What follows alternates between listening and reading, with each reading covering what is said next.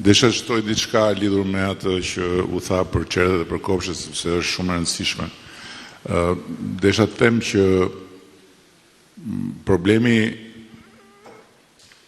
është e para për shkak se rritet popullsia në Tiranë, rritet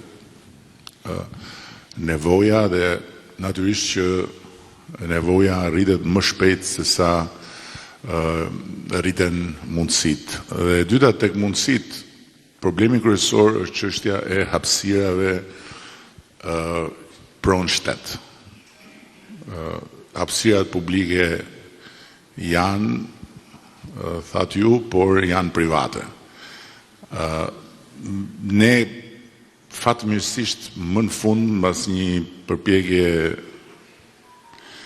10 vjeçare, po arrim të imponojmë hapësirën publike si një hapësirë ku pavarësisht titullit pronësisë nuk mundet dot të zaptohet, nuk mundet dot të rrethohet, nuk mundet dot të përdoret për aktivitete të tjera të natyrës, për shembull rritje baktish në qytet, sepse deri kur ka një leje për ta shfrytzuar, ajo hapësirë është një hapësirë në dispozicion të komunitetit.